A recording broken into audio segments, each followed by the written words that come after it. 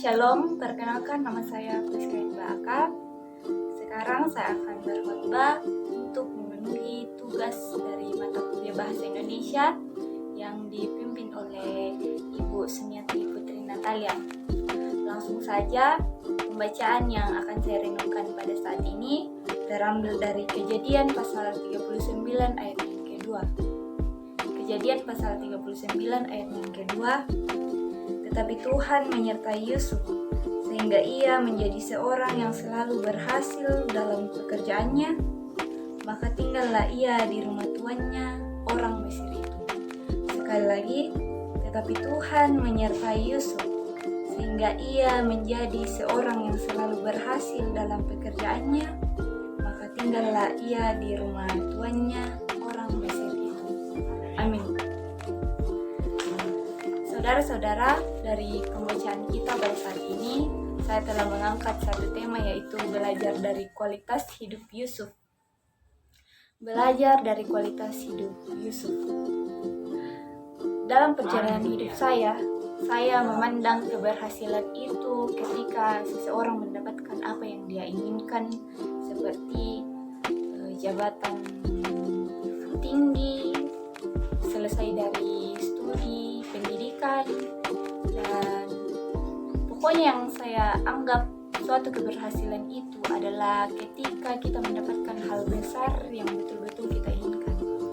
Namun ternyata pembacaan kita pada saat ini dari Yusuf, ternyata keberhasilan itu bukan hanya ketika kita memperoleh hal besar saja, tetapi keberhasilan itu ketika kita mampu mengontrol diri kita mampu menguasai diri kita, sabar dalam menghadapi situasi, itu juga merupakan suatu keberhasilan dalam hidup kita. Cuma yang membuat kita kadang-kadang hanya berpikir bahwa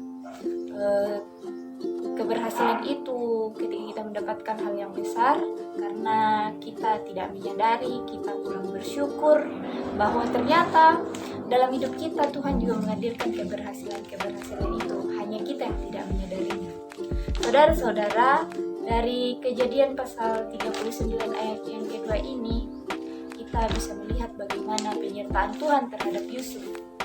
Dari pasal 37 dalam kitab Kejadian telah diterangkan bagaimana penderitaan Yusuf. Yusuf adalah seorang anak Yakub yang dalam hidupnya betul-betul merasakan penderitaan. Ia harus dibenci oleh saudara-saudaranya karena keiri hatian saudara-saudaranya melihat Yusuf yang begitu dikasihi oleh ayahnya, dan masih banyak faktor yang mempengaruhi sehingga saudara-saudaranya membencinya. Bahkan kita bayangkan Yusuf harus dibuang ke dalam sumur.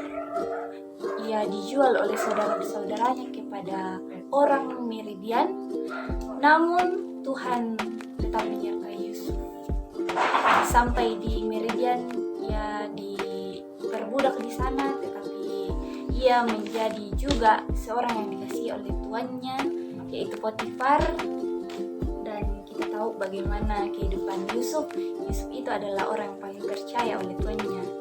Namun kita juga bisa melihat satu lagi penderitaan yang dialami oleh Yusuf.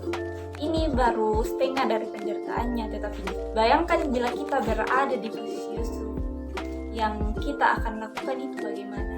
Tentu kita akan patah semangat, kita akan menyerah. Namun berbeda dengan Yusuf, ia sadar bahwa Tuhan tetap menyertainya dan ia tidak pernah benci kepada Tuhan. Saudara-saudara, di rumah Potifar, Yusuf harus lagi digoda oleh istri Potifar. Namun suatu hal yang dilakukan oleh Yusuf, ia tidak sama sekali tidak tergoda oleh istri Yusuf. Bila kita manusiawi, tentu yang akan kita alami ketika kita digoda, mungkin kita akan tergoda dengan mudah. Tetapi Yusuf yang tidak mau jatuh ke dalam dosa, ia tidak mau untuk melakukan hal yang tidak disukai oleh Tuhan itu. Dan itu merupakan suatu pelajaran yang penting juga bagi kita.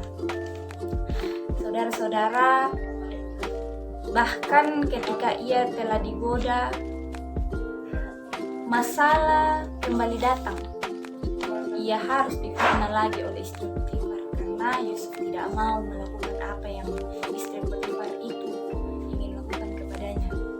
Ia kemudian dijebloskan ke dalam penjara.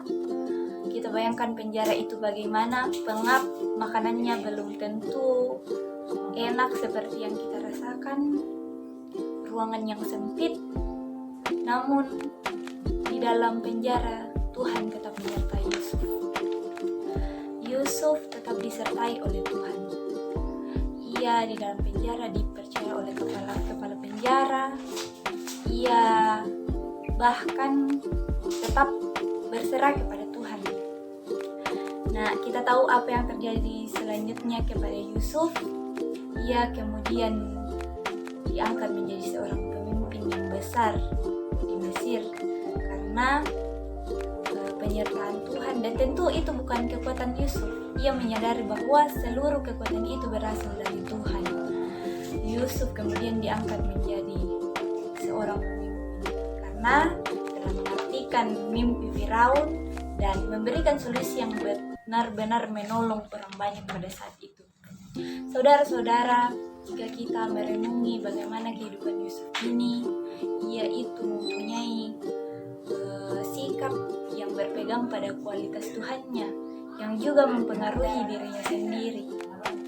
Ia tidak pernah menyerah, tiada kata benci kepada Tuhan dalam hatinya. Ia tidak sama sekali mengeluh dalam hidupnya.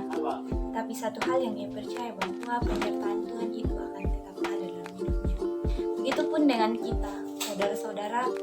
Terkadang dalam kehidupan kita ini masalah datang secara bertubi-tubi, namun bagaimana kita melewati semua itu? Tentu dengan tetap berserah kepada Tuhan, karena Tuhan adalah satu-satunya penolong dalam hidup kita.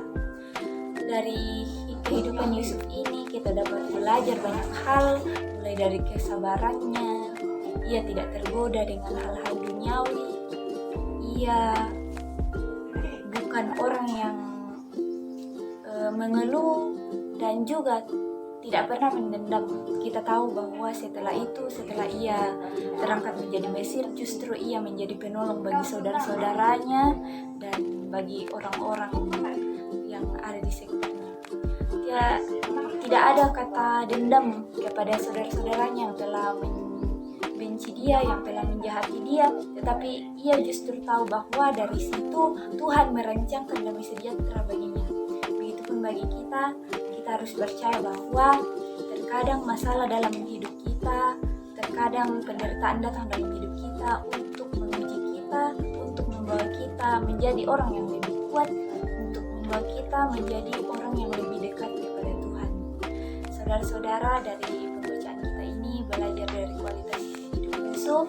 Mari kita sama-sama belajar bagaimana percaya kepada Tuhan, bahwa setiap hal yang kita lewati dalam hidup ini itu asalnya dari Tuhan, dan tiada sekalipun Tuhan meninggalkan kita dalam hidup ini. Amin. Saudara-saudara, sekian dari renungan saya. Kiranya ini dapat berguna bagi kita, dapat berkenan di hadapan Tuhan, dan juga dapat menjadi pembelajaran bagi kita.